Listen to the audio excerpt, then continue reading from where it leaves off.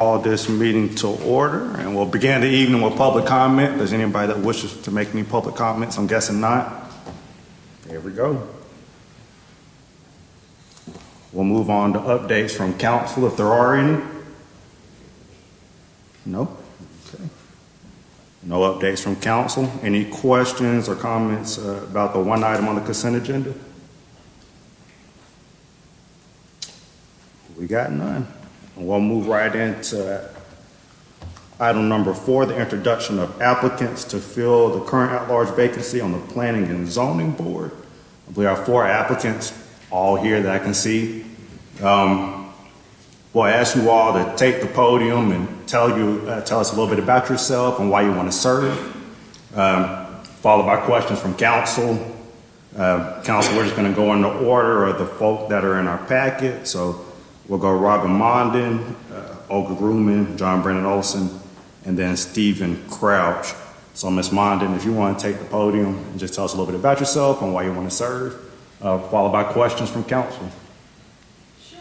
So my name is Robin Mondin. I've lived in Fletcher, in my current residence actually, for 16 years, going on 17 this year.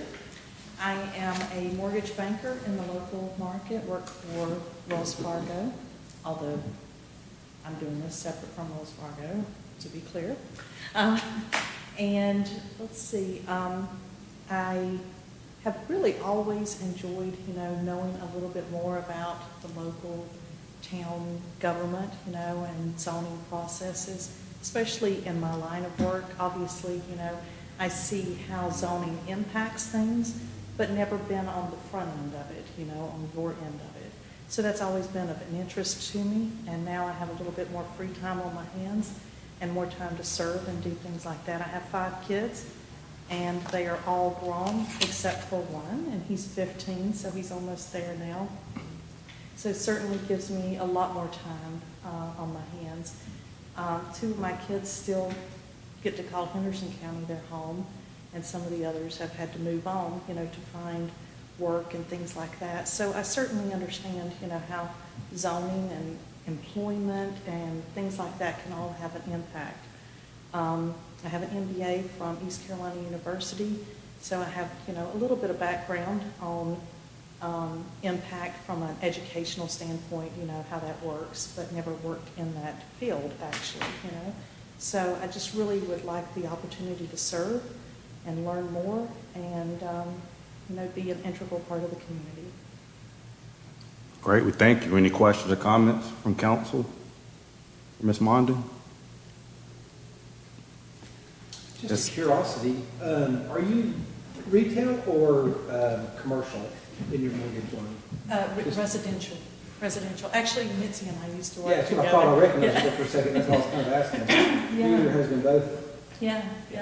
Except he works at a different institution now, but pretty much always been residential on my end. Certainly been exposed to commercial and business because I've been in banking now. This will be my 30th year, which is, kind of scary and fun all at the same time. Certainly been exposed to the residential, more so because that's what I've worked in the whole time. But commercial and business, I have a very strong understanding of, is what we'll call it. So. Great. If there's no other questions or comments from council, we appreciate you introducing yourself, Ms. Mondin. And next we have Ms. Olga Grumman. And same thing, if you just want to introduce yourself and tell us a little bit about yourself and why you want to serve, that'd be great. Thank you, sir. Olga Grumman. I have lived in the Nashville area for 14 years, and we have been living in Fletcher for 4, so we are staying here. As my professional experience, I'm a town planner for the town of Waynesville. Local government is my passion. I love zoning. I'm certified zoning official. I'm nationally certified block plan manager. I have GIS credentials, so code revision is one of my primary responsibilities. Map updates. I also administer town stormwater programs, so I work in a lot of aspects of local government. And this is very meaningful and impactful. Local government is the direct impact on the residents. So I would love to apply my skills and knowledge for the community where I live and contribute to it and make it better to the best extent possible. As for my educational experience, I have MPA from Western Carolina University, and I have bachelor's in political science and criminal justice. And it's just me and my husband. We live in Fletcher, nearby, and a cat. That's it. Questions or comments from council? So you mentioned that you wanted to, help the community you're living in. I would also think that it'd be interesting to look at the difference between being on one side of planning over there and the other side over here. Absolutely, and I understand that I know more about Waynesville where I work, but I don't know much about the community where I live, and I know we're planning to stay here, so I'm really interested to learn more about it. How has your 2 years been as a planner on Waynesville? How has it been? Yeah, how has it been? Any highlights? It's been very rewarding. So I have done a lot of projects. I've done anything from GIS to grant management. Recently been doing more zoning and ordinances. I have worked with so many entities, nonprofits, so many departments within the town. I've done a lot of things. I worked with the state, got some long-range planning approved for the town. And I'm pushing through my career track right now for land use administrator, so it's been very diverse and rewarding. And my department of 9, which is building inspections and planning and zoning, is really amazing. So very nice people, many long-term employees. Pleasure to be there. Just out of curiosity, in the town of Waynesville, how are the residents, are they receptive to new zoning practices and things like that, or do they fight them quite a bit? So I've been at this planning board meeting one time, and now I'm here, and I'm actually surprised to see the semi-empty rooms. We are usually packed, and the residents are very vocal. There are a lot of requests for public information, and a lot of feedback going on, and we listen. I was in a couple of subcommittees, railroad subcommittee, and now I was on the subdivision subcommittee, so we listen and we try to promote the changes that the residents would like to see. But the residents are very active. Yes, some of them are very pro, some of them are against, some of them are in the middle. It's a mix. It's a mix. I think that's one of the things that's helped Fletcher greatly over the years is we were, as a town, a lot more active than most towns in terms of zoning restrictions and things. We tried to do what the people wanted, but we didn't say no to zoning, and it's really paid us well over the years. Yes, I can see that. Any other questions for her? No. And we thank you. Thank you. I appreciate it. Next, we have Mr. John Brandon Olson. Same thing, if you want to introduce yourself and tell us a little bit about why you want to serve. Good evening. I hope everybody had a pleasant holiday and New Year's. Good to see you all again. It never gets easier. Right? I've been up here probably 20 times the last couple of years. And, I have these little mini panic attacks every time. But, I sent you all, everybody on council, some remarks, but I'm happy to answer questions on any of those. But for the sake of brevity and to stick to the high points, I'll just share what's important. I do want to take a moment to express gratitude. Thank you all for the opportunity to speak tonight, and I want to express gratitude to my family who brought me here almost 18 years ago, and my wife who makes it possible for me to be here, watching our kids and things.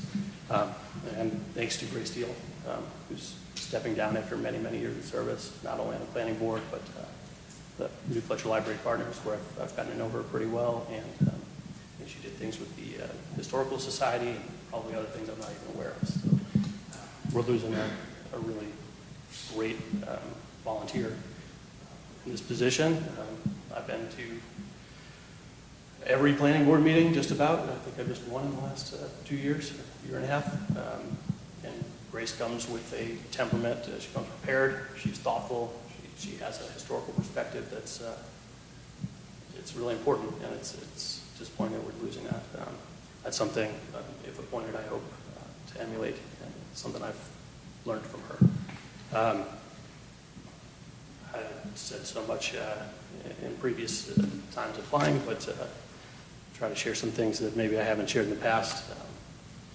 My passion for planning goes back to childhood when I was a when I was a young boy. My brother and I got a Super Nintendo for Christmas one year, and it came with Sim City. You guys are familiar, it's a video game where you build a city with residential, commercial, industrial zoning and infrastructure. The goal is to, build up your population and have happy residents. And that was my favorite game growing up when I was probably 8 or 9 years old, maybe 10 years old. But it went on. That was before I moved to Fletcher. When I came here, I was working in manufacturing. But I left manufacturing in 2013 when my son was born, and I went back to school, Blue Ridge Community College, and didn't have a degree in mind. I was just transferring to UNCA. But at Blue Ridge, I met Jack Eigelman. He's a professor of economics. He's at Warren Wilson now. But at the time, he inspired a passion in economics. And back around that time, it was 2013, 2014. It was Paul Ryan up on Capitol Hill doing the budget thing. It was really my interest and curiosity in public finance and things like that got me to pursue a career academically in economics. Through that process, I took an internship in my last semester. I was working for a company called Carolina Management Team, and they do wastewater plant remediation. They go in and fix the concrete and things like that. Great company, great owners, and they put me in touch with just to try and advance, my prospects, career prospects, in touch with different people in the city of Asheville, mostly in infrastructure. I had a meeting with Sam Powers. I was going to apply to the Department of Planning for the city of Asheville. After our meeting, he encouraged me to spend a few years in the private sector. And unfortunately, I was able to find a career in infrastructure. I worked for a solar farm development firm for at least 6 years on Valentine's Day. And that was fascinating work. We're happy to talk in length about it, but a big part of that, I've said before, is going before planning boards and councils and working on the other side of the table as a developer and preparing strategies or being prepared to answer the questions and have public opposition, public support, and all those things. So shortly after I started there, it was the first time I came and applied for planning board. There was the opening. We had a great candidate then. Got so excited we got 4 great candidates again today. So.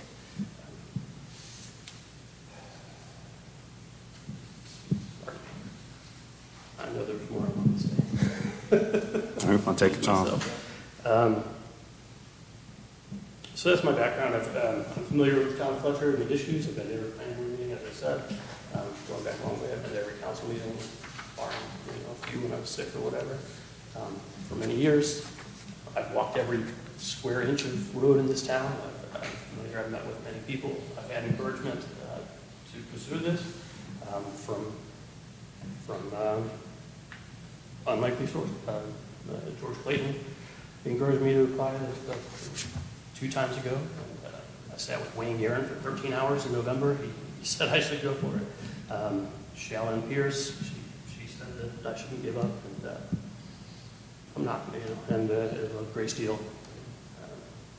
So here I am again. I appreciate all your consideration, and I'm happy to answer any questions on what I've said and what I wrote and shared with y'all. Questions or comments from Mr. Olson? Got none? I would give you kudos for showing up to all the meetings like you have. Thank you. It takes a lot of commitment.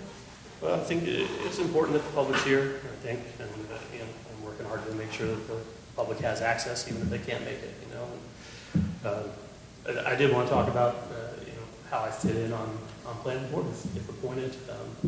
I know, I've known Grace, and we get along well. I've ran into Leslie recently, and we had a great little chat.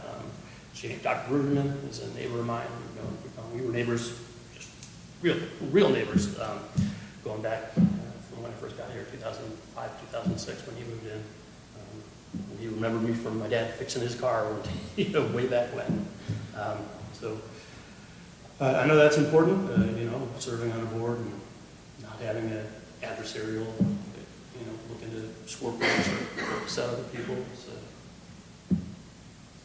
I think I make a good fit in the example of Grace Steele. So, but, yeah, the disagreement I had with our previous mayor was on the timing for the timing for our meetings at 6 o'clock. And, you know, I think 6 o'clock is good, but I also think it's prohibitive for the demographic in our community who, you know, working professionals, mostly young kids. It's hard to make it to a 6 o'clock meeting. Not that many made it when it was 7 o'clock either, but that was, at least from my perspective, that was just something to consider. So, but I don't disagree. Every other town's doing it at 6 o'clock, and it's not fair to say. Good arguments, and I don't disagree. Go ahead, Councilwoman. I've always gotten the impression and heard you say before that you think that there's changes that needed to be made, or, you know, just over the years knowing, you know, having that negative connotation of you view change, or you think we should have change. If you're going toward the planning board, what kind of changes would you like to see, or what direction are we not going that you would love to see happen? Yeah, so I don't know that that's, if I gave that impression, you know, I don't recall the exact language I used, but I think the direction we're going is not I don't have a problem with it. I think the plans we have, and I said that, I think last time, when I was talking about the current zoning, code of zoning, or the zoning document, I think the part of Fletcher plan is a good plan. I think, you know, coming to the meetings and hearing George Clayton and speaking with the chapter leaders and people who've been here forever, the concerns about putting a gas station there, right? I get it, you know, but at the same time, we've had this plan for a long time, and I look at places where they've done gas stations like this and have done it tastefully. You can go to, you know, they have the McDonald's right outside of the Billmore House, right? And then there's a city stop right down there, but it's, Yeah. you know, they facade it, and they keep the numbers and the displays subdued. So if I have espoused that in the past, I suppose I've moderated on that sentiment.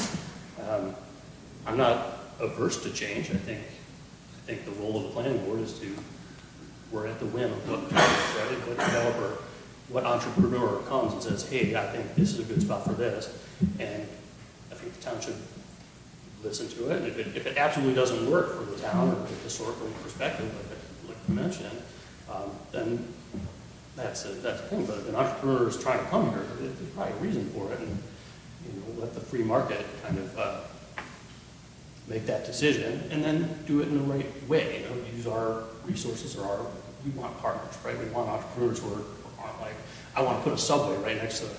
Remember that guy last year? He really wanted a subway next to the town hall with his retirement community. I don't know that that's the right thing to put next to our town hall, but maybe if it's tastefully done, it makes sense, and there's a retirement community coming along with it. You know, maybe that's a compromise we can come to, but Okay. I'm happy to have those discussions with the planning board in a collaborative fashion rather than a sharp elbows fashion. All right, thank you. Any other questions from Mr. Olson? We thank you, sir. Thank you. And last but not least, of course, Mr. Crouch. Tell us a little bit about yourself and why you want to serve. Greetings. I'm Steve Crouch. Been a resident of Fletcher for 26 years. Been a neighbor of Mayor Blakely for most of that time. Yeah, that's right. 2 doors down in Windsor Forest. Lived most of my life in western North Carolina, but had 10 years when I was in Minnesota. Glad to get back to warm climate. But anyway, so I've had a lot of interest in this area. Obviously, having lived here for 26 years, I brought up a son in the school system here, and have a lot of affection for this community. I currently work with Alan Tate, Beverly Hanks Realtors. Have been with them for about 10 years. Previously, I was in commercial retail banking. can't say that I really have a lot of experience in zoning, but I have a great interest in the area. I'd love to be able to be a part of that decision process of what happens here.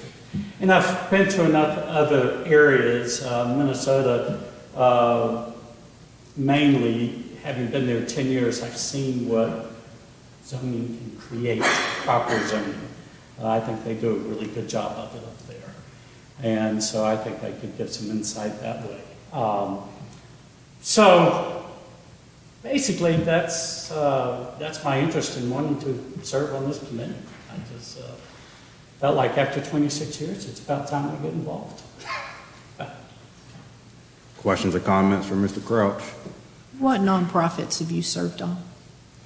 I've served on the Lewis Rathburn board in Asheville. I don't know if you're familiar with Lewis Rathburn, but they are like a Ronald McDonald House for cancer patients, or really any kind of terminally ill patients, or people that it basically puts people up for lodging that can't necessarily afford to be long-term lodging in Asheville. Is that across from the hospital? It's associated with Mission now. Yeah. It was an independent entity at one time. I've served on Fellowship of Christian Athletes Board. I've been, obviously, as a board president, you know that we, in banking, have to serve on a lot of different committees and boards and so forth. So I've done that periodically throughout my career, but just felt like it was necessary for me to get more involved on this level. And Are you still serving on those two boards? no, No. not currently. And where did you say you like the planning and zoning at? What municipality? I'm sorry? I believe you mentioned that you said you like the planning and zoning at a municipality when you were introducing yourself. Or did I mishear? Yeah. Were you talking about Oh, from Minnesota? Minnesota? Oh, Like yeah. the way they Minnesota, zone? I was saying that. I was going to say, what did you like about Minnesota? Their zoning restrictions there are much stricter than they are here. And as a realtor in the area, you know, I see a lot of things that I wish could be different, that I think are positive changes that happen with zoning that we don't see a whole lot of in Western North Carolina. But when I see people come from out of state and want to move here, you see things like, well, what is that doing here? You know, it doesn't seem to fit. And so those are some of the things that I think, you know, can be improved in Western North Carolina specifically. But I would love to have some input that way. So you like the zoning, but you didn't like the weather? Exactly. Exactly. Yeah. But again, you know, I just feel like, you know, having lived here, having brought up a family here, I have a vested interest and just want to see it done, you know, in a way that I see Fletcher and Mills River as being the growth areas in Western North Carolina. And I see a lot of change coming. You know, we anticipate that there's going to be a lot of people moving here. So from a residential standpoint, I feel like it's very important to have proper zoning. But also, you know, having been exposed to the commercial realm somewhat when I was in banking, I think there's a huge importance that way too. So, yeah. Any other questions or comments for Mr. Crouch? I don't think so. We thank you. All right. Thank you. And we thank all four applicants for applying. We'll give council a moment to think about it through next week. Next week we'll make the appointment. But before we move on from this item, is there any discussion from council about anything? I just want to thank the four of you. I think we've got four good candidates here. I think so, It's too. not going to be an easy choice. It's not going to be an easy choice, and we thank you all for wanting to be civically involved. It certainly makes our jobs easier and it makes our community better. So thank you. Y'all are free to go whenever y'all want to, or y'all can hang out. It's up to you. And I think Eric will have either like a ballot form or something. Paragraph of ballot? Yeah, for something for you to look at. Okay. It's just to help with voting. Okay. Not anything, and no recommendations on candidates, anything like that. So- Sure. We'll move on to the next item, the presentation of the revised traffic analysis for the town center project.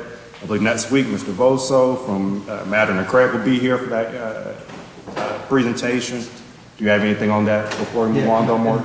Mayor, so James will also be here to give a more in-depth overview of kind of the whys of all the mitigation improvements. Will Bowie's also going to be here to provide some input on it, or at least reaction from former developer representative perspective. And the only other thing I wanted to point out is I'd mentioned to you about the scenario of Old King Creek Road being extended to Howard Gap. This version of the report includes that. So, and basically, not to get too far into it, he provides several different scenarios in there. If you did extend or were supportive of an extension of Old King Creek to Howard Gap, they're still asking for the mitigation improvements on Fanning Bridge and 25, and then the exit from where like Depot Street is midway of the project. So if you did the extension here, those things would stay, they're all described, but the left-hand turn lanes from 25 onto Howard Gap, and then that 1,000 feet of receding lanes would go away or not be recommended.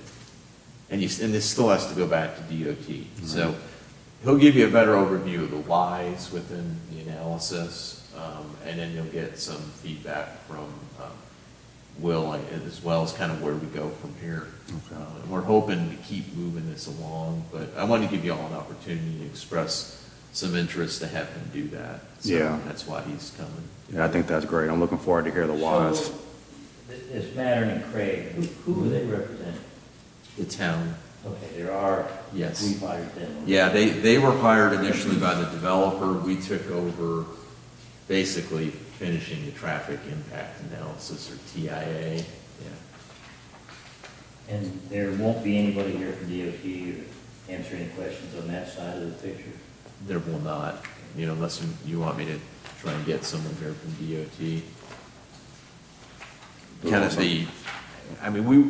I guess the stance we're trying to take is to get the report down to a level that meets the requirements that the consultant has to do for DOT, but what we think's, the most reasonable list of mitigation improvements before this gets submitted to DOT then on that side. And then, DOT could possibly accept something less than what's in the report. So, and we're going to try and state a case for that when it goes back to DOT. Okay. Yeah. Anything more on that item, council? We'll be looking forward to hearing some of the whys next week from them. Moving on to item number 6, the cost estimates for streets recommended for resurfacing. We have a cost estimate in front of us. Is that for this, Mark? Yeah, so you've got a cost estimate from McGill Associates. Ben Cathy with McGill will be here to give a little more in depth of how they arrived at that. But, essentially we're doing the 2 streets. We're doing Hawks Nest and Sandpiper Court, or recommending they be the 2 streets for resurfacing. He's worked up a cost estimate for, what we would anticipate a approximate amount for bids. And that's at $133,520, with their soft costs in being design, bidding and award, and CA, or Construction Observation Administration, and material testing. That's an additional $28,700. So the total estimate's about $162,220. I just wanted to share, we can get into it more next week when he gives his report. That is, if the bidding gets close to that, it could be less than that, it could be more. We're receiving enough in revenue. We had budgeted it was 213,000, and we're on pace right now. We've gotten one deposit. We get it in 6-month increments, the Powell bill funding. But right now, we appear to be on track to receive the full amount. And we had some left in the dispersing account from last year, about 26,000, I think, in addition. So, we'll be in decent shape to cover these streets if it's, reasonably close to that. We normally would be, recommending more streets than this, or more distance of street coverage. You gotta look at the area, not just the number of streets. But obviously, the actual linear feet, square area of resurfacing that goes into that formula. So we think this is a reasonable amount to stay within it and not be pushing up against going to Powell bill reserves. This also, if it stays within that, gives you an opportunity to build up a little reserves to recommend more street area to be resurfaced next year. You're trying to set it up for that as well. Any questions or comments on that item? Go ahead. Where are these roads located? They're in South Chase, so when you go in the Woodhill Drive entrance from 25, it's on the right. So you go in Woodhill and you turn on Glen Springs, I think it is. I think so. And then it's Sandpiper is the first one, and that's, is it a loop or a cul-de-sac? It's a dead end, okay. And then Hawk's Nest is a loop road. So I'm just curious, because we did Glen Springs last year, so we're trying to Right, keep that yeah. section. And Jabbo, Jabbo's here. He does basically a prioritization or survey of our roads and updates that annually. Every 3 years.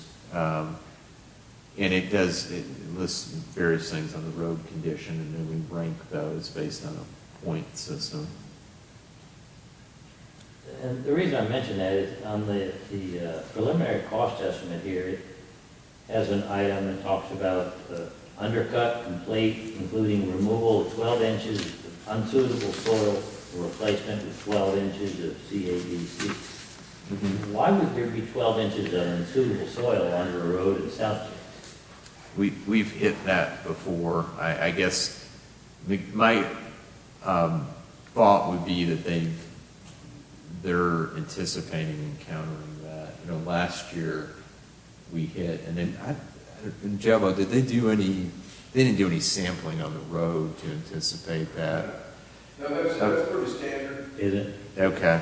because, South Chase was started back in the 80s, I guess, 80s or 90s, late 80s or 90s. Yeah, it's not interesting. So, 30, 40 years, that nowadays, when they do something, they find it, they'll dig it out, they'll put a filter down, keep the mud from coming back through it, from back in the ditch. Yeah. So, and this is, a lot of South Chase is filled, really very out of it. So as the road settles stuff, it'll push its way back up through the mud. But, on Barrington Court last year, we paved it, but just about the whole cul-de-sac on it had to be redone. Because wow. it run into, action. Organic material and stuff that was a problem. So you're just taking dirt out and putting the dirt gravel mix back in? We're taking soil out of the port, we won't compact, and then they'll take the fabric down to seal it off, and then compact the gravel, and the top of it. What it also does is where I know it don't make sense, but when they put that fabric down, it also becomes almost like a bridge, where it just settles out across it, and when they compact all that down, instead of just having to find a soft spot in the middle, the whole area is like a bridge for that dirt underneath. But we hit a bunch last year. I mean, it's a good catch, Bob, because most of our other streets, we haven't hit a lot of undercut, but I think it being an older subdivision, it turned out to be more likely that we were hitting some areas. Can they possibly look at the amount of settling in the road and that give them an indication that there's more of an issue. Yes, we done a field inspection of these two roads. Didn't find nothing like this. When we done last year on Barrington Court, at the cul-de-sac at the very end, it was sunk down. So we knew there's gonna be problems in there. And so we had just a little bit extra of undercut for that. But that didn't touch on the other issues we wouldn't have done. So when they get in there, if they don't find an issue, do we still get charged for it, or they? What we do is, we do a preliminary inspection, and we go mark out the areas that affect needs repair, and they will come in and cut those out and repair them, and if it's suitable, they just cut down, put it back in, and they'll dig down and go with undercut. Okay. So they may use some, and they may use none. Both these roads are fairly decent, so I don't see much of a problem with those two. Yeah. This would be a whole lot less cost.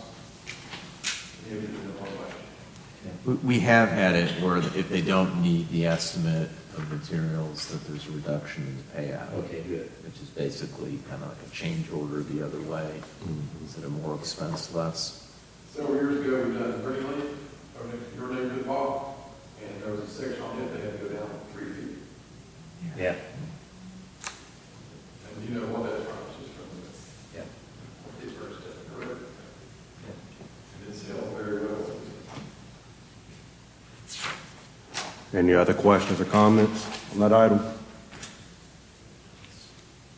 Okay, we're moving on to the item number 7, cost analysis for bringing recycling services in-house. I guess both you, Mark, and Jabba are both presenting this. Yeah, and Jabba, if you can come up to the podium just for any other questions, we'll make sure we get that in the mic. Jabba? Yes, sir. Okay. Yeah, he's working, he's multitasking, sorry.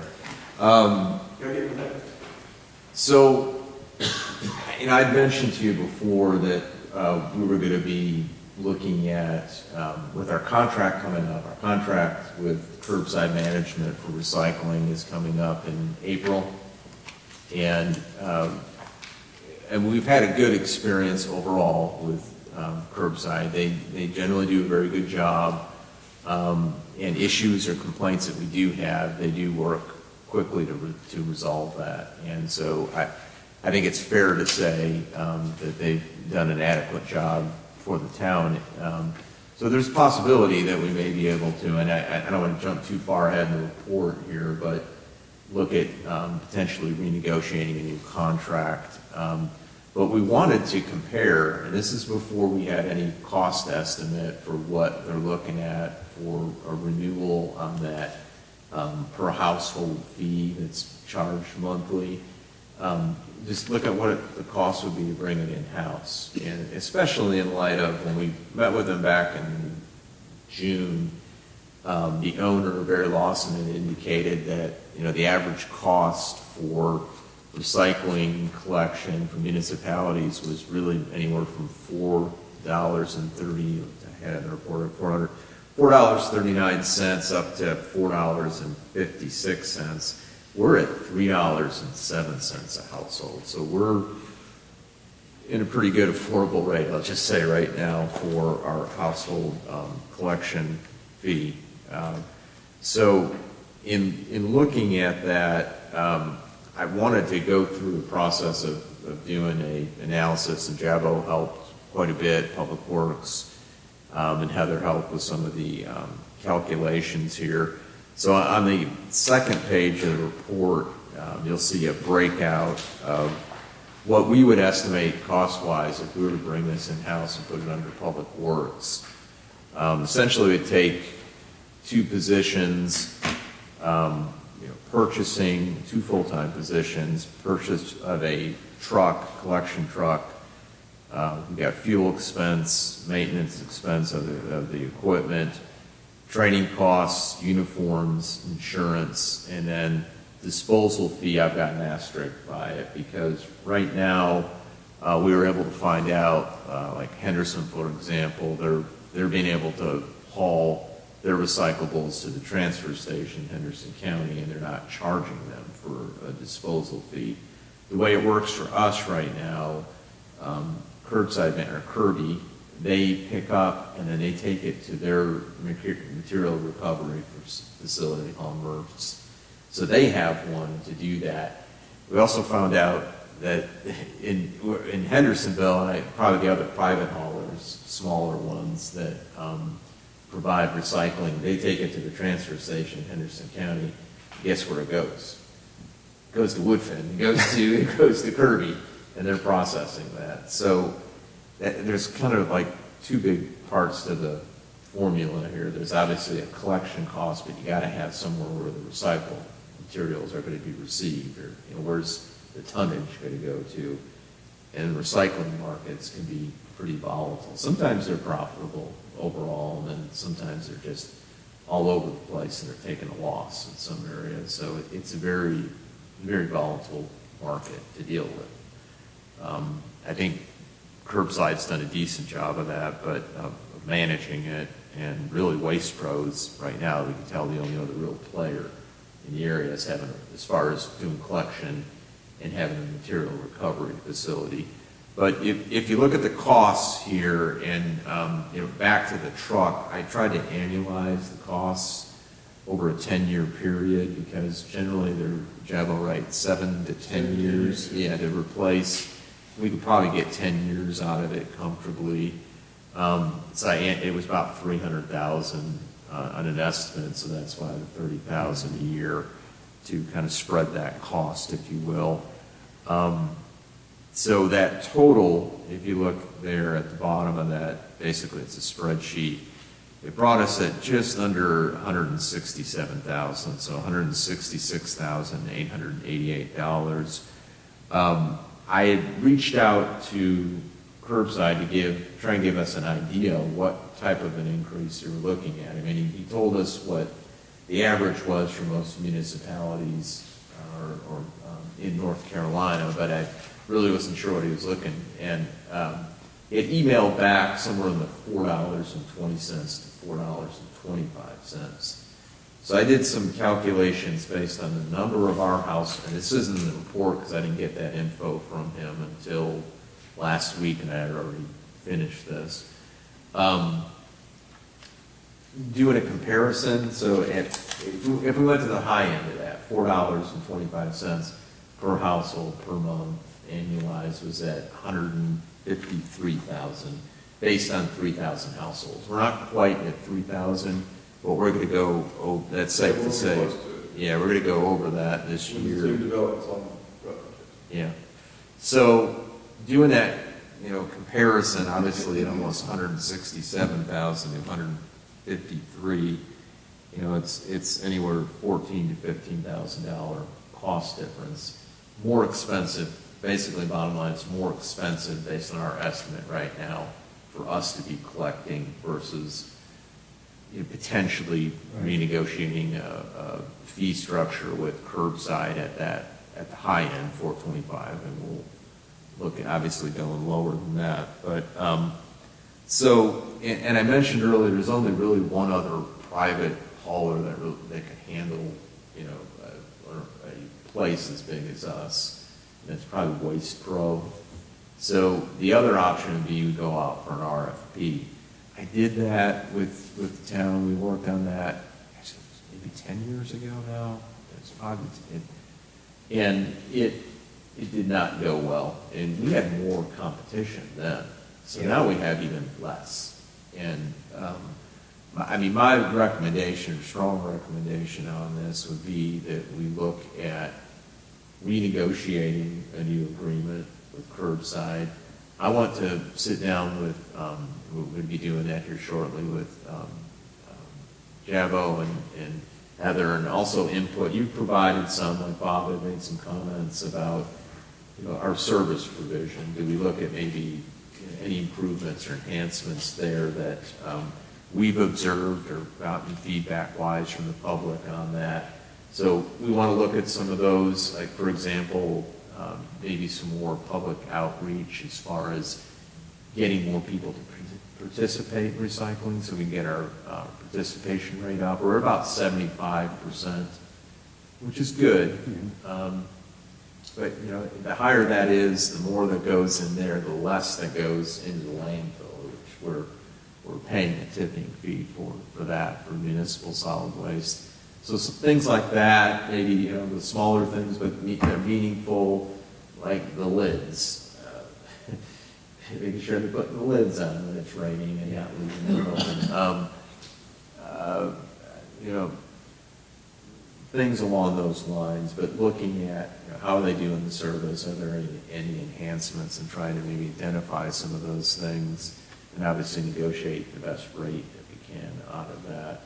So that's a little bit of an overview. I don't know, Jabo, is there anything you wanted to comment on I may have missed? And we can open it for questions, and then next week, if you have more. And one thing I'd like to mention is that at the end of every year, we have to do a report to the state, because actually it's federal, the dealer report. And what they want to do is they want to see how much garbage we collected, they want to see how much we've recycled, they want to know how much tonnage we have, the line has, and so forth that way. If we was to take it to Henderson County, there's a similar stream that dumps and goes. It would be almost impossible to fill that out. I know Christine has forwarded you the end of year report from curbside. And they get the monthly reports too, Jabo, as well. But if you ever look at the end of year report, it's the same, I mean, it shows everything they've done, tonnage for that year and stuff like that. That makes my life easier, because I don't have to try to break down something that you don't have what you break down. How many households are we serving? You said we've got a charge of $307 a household. How many households? We're almost at 3,000. It's 2,968 or something like that. But not all of them recycle, you know. But my question is, are we paying for every household whether they recycle or not? Only if they have a can. Only if they have a can. So how many do we know? There's probably, I don't know, off the top of my head, there's probably less than 50 houses, to 150 to 100 houses that don't recycle. Oh, okay. Only Majority about, of them do. huh? The vast majority of them do. We Yeah. have, when we first distributed those, a lot of people said, don't want them, it's not for me. Then you're in backup line. Can I have one of those? Sure, they'll give it to you. And they still, curbside still does the bin for people who don't do much. You know, if you're a single person in a single residence, you know, take you 3 months to fill that thing up. But if you know, so they'll still do the bins and stuff like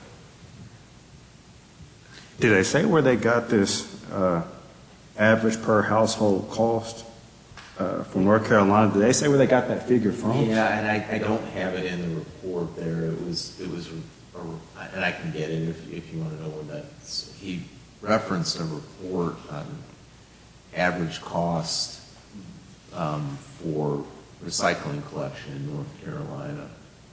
Yeah. Is that not this where it says 439? Yeah, that's sort of 439 Okay. to, 456. that's right. I don't think But- the 12,000, I'm sorry. No, You go right ahead. Go ahead. I don't think the 12,000 for the maintenance expense is a deal breaker, but how did you figure that out? Are we talking about replacing tires every year? or- Every year. So you got to remember one thing about these trucks is they run through these housing developments. And we have 100 and some streets that are just our streets, town streets that we go on. And we don't have a single road that's a mile long. Not one road in town that belongs to the town is a mile long. Everything we got is .07, .04, .03. We every once in a while we get a 0.15, something of that nature. So what they do is they go up to the end of the cul-de-sac, turn and come back out. And that's what needs tires. We'll go through at least 2 sets of tires a year. Wow. You know, and so our trucks down there, they have 10 tires. That's $5,000. $500 a tire. It's a lot. Yes, it is. And oil, oh gosh, oil's $6 a quart. On the maintenance specialist, it says salary benefits. Does that mean that's their salary for the year plus benefits with that? Sick leave, you know, everything. It's a complete package that Right. each town will get, you know, it's health insurance, the dental, 401K, Retirement. FICA, everything in there, retirement costs. They don't see that much, but we're supposed to. But it's there, yeah. Somebody's,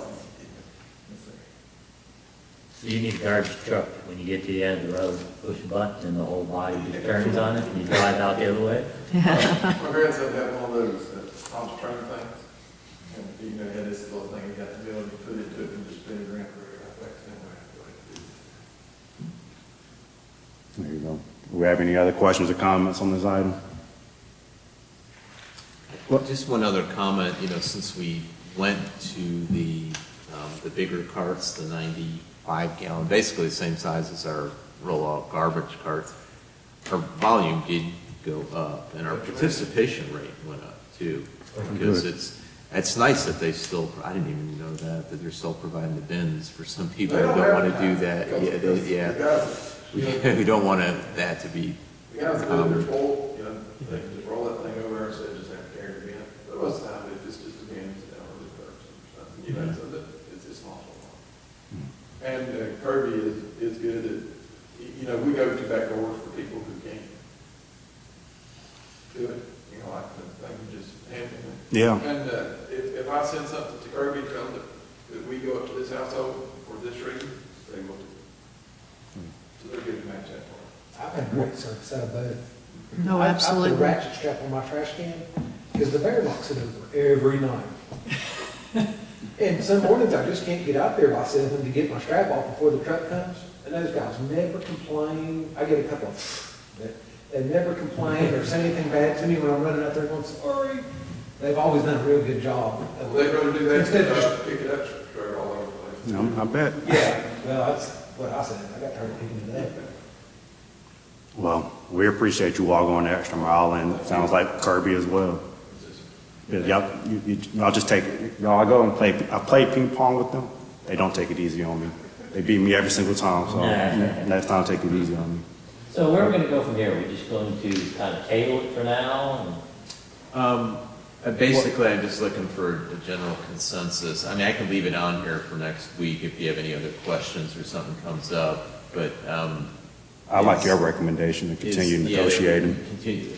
Basically, going to negotiations with Curbside for a new contract, but I'd like to, at the February meeting, come back with what kind of enhancements we were looking at recommending within the contract. And it won't be anything, groundbreaking as far as, major changes, because then the cost would go up for that. But are there some enhancements that we can make that I talked about? But wouldn't it be in our own best interest to not really take any action at this point, although we're in agreement what direction I think we want to go? Yeah. But leave this open-ended so Kirby knows we've got this sitting there. If you give us a crazy price, we'll come back to it. Yeah, well, that's part of why we're going through this too, is to keep that competitive.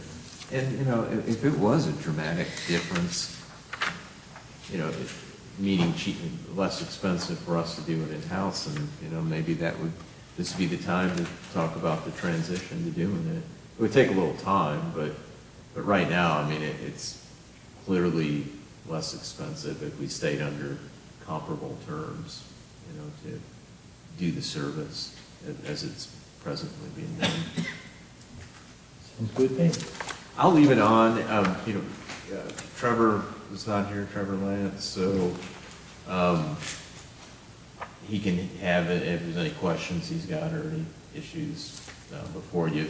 And I'm just looking for a general consensus to continue, because we need to keep this going, because it'll be up in April, so. Sounds like we have a consensus, Yeah. but we'll see what Yeah, Trevor I just- thinks as well. And moving on to your comments, Mr. Manager. Okay, thank you. Thanks, Jeff. The Polco survey, they should be very close to having that done. It was the holidays, and I was going back and forth with them between the week of Christmas and New Year's on the reformatting the custom questions that we had spent some time doing. So they're working on that, and then the one that we wanted to add about it not number of households, but number in the household, I think was another question we want to look at. So I'm anticipating any day I'll have hopefully a final draft of this. We'll look that through, make sure it addresses everything. And then I'll probably send out a revised timeline, but I'll definitely let you know when it's done and when it's getting close to release. So then you'll see we'll probably do a connect call and some other things, basically a little bit of a blitz, maybe at the beginning. Not too much, because the second wave is really more where we do that. But they have some suggestions on basically letting the public know that, hey, the survey's here, and we'd love for you to participate in it. So, but that's coming soon. The design of our tennis, pickleball, basketball courts out at the park. I've been talking back and forth with Ben Cathy from McGill and his staff person that's working on this. It's become a little bit more complicated as far as the drainage. That's been a little bit of a delay on it, the permitting for it. They're still going to do bioretention cells, and so it satisfies stormwater issues, but also gives an opportunity for some expansion on that one side. It's just so flat right there, so they're looking at one other possible enhancement to help with the water draining better in that area. So he's Thursday of this week, I'm supposed to be getting together with him on the hopefully final draft of the plans, and then I'll share that with you all. It'll probably be electronically, and then hopefully in the February range we can start bidding this. Our market study on pay, it's been challenging with our consultant Robertson Miller, excuse me. Heather's been going back and forth with her point of contact there, and we've got, not to get too far into this, but we've got a certain number of employees according to their market analysis below and then some above. We're trying to find a way to make some meaningful recommendations to do some increases, and then how does that affect our pay scale with those who are above market, or they not see the increase as much as the ones below, but it shifts our whole pay scale. So we're trying to figure out a way to do this and then come back with some recommendation. I was hoping that was going to be on here in January, but we're getting very close on it, but it's been difficult for the consultant to try and come up with some things that we think will be good and fair. So I anticipate that shortly, though. I just want to let you know that where that was at. You're looking at ways of really moving both the base and the top, getting them closer.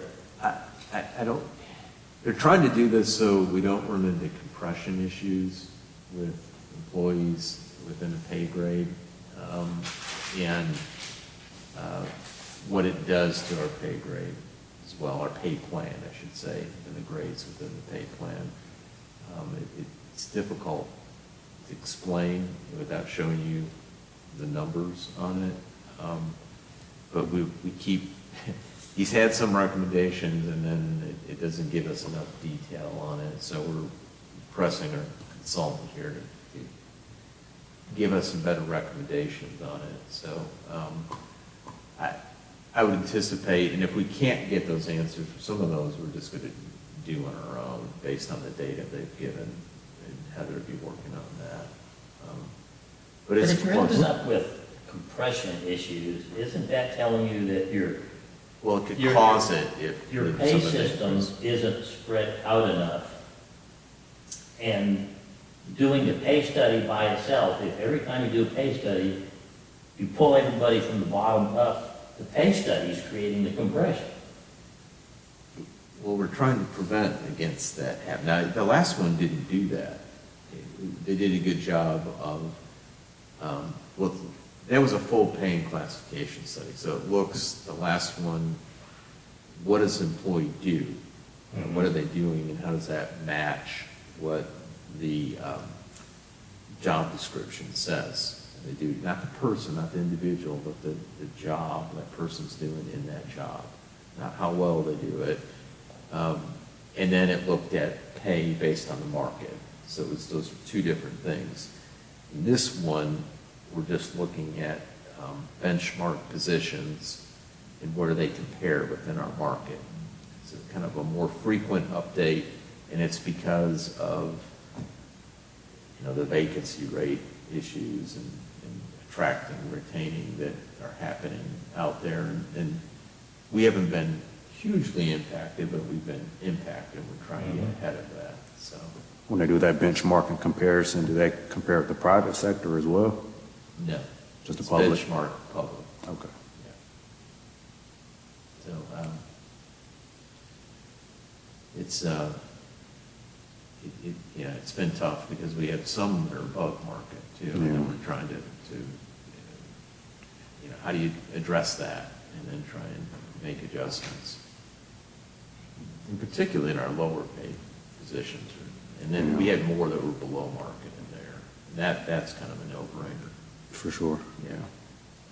So that's a little bit what happening with that market study. And unless there's any other questions on that, the request, I had a request today, and I wasn't, to put this under manager comments, but I was kind of curious, and you can respond later if you want, but I had a request from the airport authority today about using council chambers here for their board meetings. They're about to go under a pretty significant expansion renovation over there with the terminal. And in that process, their board meeting room space will be not available, gone. And so starting in April, May, they're going to need a place to hold board meetings. So Lou Blywise from the airport contacted me today, and they meet once a month, second Friday of the month at 8:30 in the morning. It's about 2 to 3 hour meeting. Sometimes, I guess, some special call meetings, but I don't think that's the norm. And he asked about using council chambers for that. We don't have a conflict with that timing to do it, but it's a fairly long-term commitment. If we allow them to do it, we could rescind it at any time. But they would need it starting this April, May through 2026. So it could be potentially a 3-year period. They paid for it. You said what year? Through 2026. 26. Yeah. And when you said they're going through building and stuff, is that what you said? Yes. I was thinking, maybe a couple, a few months or whatever. I didn't know. That's a long time. 2026? Yeah. That is a long-term commitment. And I mentioned the multi-purpose room, and we could do that there. But I don't know, give it, if you have any strong feeling one way or another. I mean, administratively, it could have just signed off on this, but it is a long-term commitment. I don't know if y'all are comfortable with another group for that period of time. You say they would be paying rent too? They're willing to pay whatever we charge for room rentals as well. But it goes, we go through 2026. I did mention the multi-purpose room as well. But then, obviously, once a month, second Friday in the morning, it would tie up that room, and you got to make sure it's set up. The nice thing, it's the room set up, perfect for, obviously, for their board meetings in here. But Is it the first Friday of every month? second Friday of every month at 8:30. I like to think about that. Yeah. I mean, if you have an opinion on it, and let me know. And I kind of lean towards supporting them, but they should be paying for it. I mean, they're an entity that raises their own funds. And we're not really part of that entity. We don't even have representation on their board. It wouldn't impact. the county does, they get 2 reps, yeah. It wouldn't impact you all on a daily basis, or I guess that second It's Friday. It's once a month, they would come in here and use the room and leave. So I wouldn't bother staff any. We don't have to tend to them. I mean, I imagine if it periodically, they'll probably come in and ask some question about using the room. They do set some refreshments up, and I said, if we did this, it would have to be back in the break room there. So, you know, there is somewhere in here, I imagine they'll probably want to use the AV in here. We haven't gotten that far, but I guess that's a question too. Who's the county board members? Is George Irwin still on the? I think he is. Apodaca. George and Apodaca. Yeah. Tom Apodaca. Two people that okay. have both been out of the picture politically for quite a while now. Absolutely. Yep, they're the, I believe they're both still the county appointments to that airport authority. Are the board meetings open to the public? Yes. I would guess they usually don't have large attendance. He said no, it's usually staff, and then if you have a presenter, like a consultant presenter, they don't get many people from the public. But I could see something comes up that's controversial or something that could draw a crowd in. And if we allow them to do it, then we need to make sure that they understand it's their responsibility. You know, if we need extra police support or anything, they're gonna have to pay for it. And also to make sure the room stays in order. Thinking back to voting, I don't think it'll be to that same extent, but I- Still have to fix what do we do when voting is here and they can't be. Yeah, that's a good that point, was, too. Yeah. Although I you said was- select the latter part of the month, that might not be an issue. Yeah, it depends the way it hits, but my guess is for at least one meeting, if we allow them to do that here, and I was talking to Christine about it, she reminded me about the elections, they have to go somewhere else, either to our multi-purpose room or hold it somewhere else, yeah. What fee structure were you leaning toward? Well, we do resident and non-resident, so I hadn't thought, you know, that far about which one that they, I don't know, I guess we consider, even though they're not technically in the town, maybe a resident fee structure, but they're just outside the limits. I would lean towards non-resident. I would too. agree, yeah. The majority of their support is Asheville and the whole area. It's not Absolutely. Fletcher. Yeah, I We're agree. doing them a huge favor. And they're Buncombe County. We'll give some thought to that, yeah, I mean, if you have other questions, let me know. You know, sounds like we maybe need a little bit more thought on that. Yeah.